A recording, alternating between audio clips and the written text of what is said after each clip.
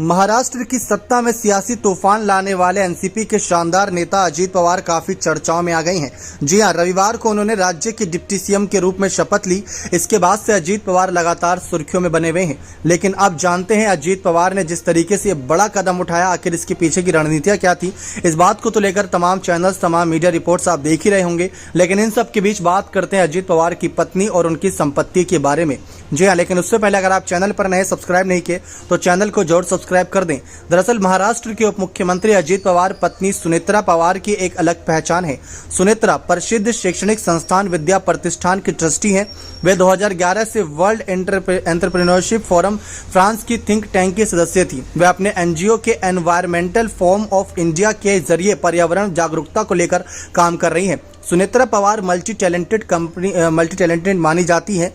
वह सियासत और पारिवारिक कारोबार संभालने के लिए साथ ही पर्यावरण को लेकर भी काफी लोगों को जागरूक करने का काम करती हैं।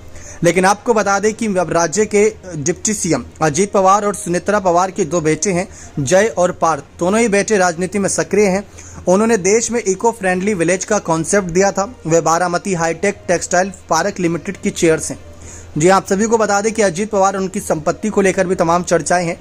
तो इस बात से अंदाजा लगाया जा सकता है कि साल 2021 में धन त्रयोदशी के दिन आयकर विभाग ने करोड़ों रुपए की संपत्ति जब्त करने का एक नोटिस जारी किया था। अजीत पवार, पार्थ पवार के साथ साथ जरादेश्वर शुगर फैक्ट्री से संबंधित संपत्तियों के लिए अंतिम जब्ती आदेश जारी किए गए थे।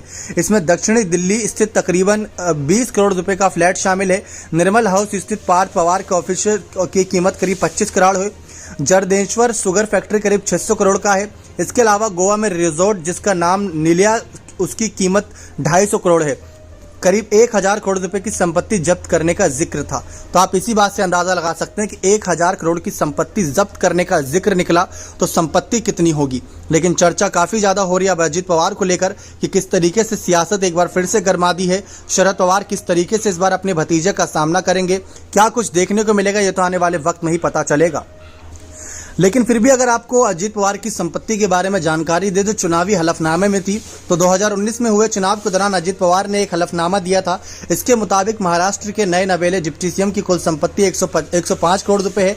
अपना नामांकन दाखिल करते हुए खुद अजीत पवार ने जानकारी दी थी।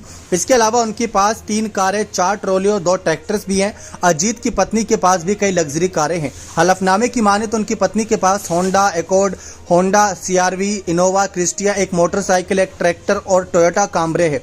अजीत पवार के पास करीब 13,90,000 के सोना व चांदी है और साथ ही साथ जबकि उनकी पत्नी के पास करीब 61,56,000 रुपए के जेवर हैं।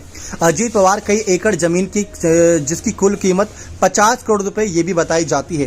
तो ये इनकी संपत्ति को लेकर ब्यौरा है। लेकिन अब जिस तरीके से एनसीपी के इस शानदार नेता ने बड़ा कदम उठाया, इससे सियासत काफी गरमाई हुई। अब देखते हैं क्या कुछ जानकारियां हाथ लगती हैं। बने रहे चैनल के साथ। बहुत बहुत धन्यवाद।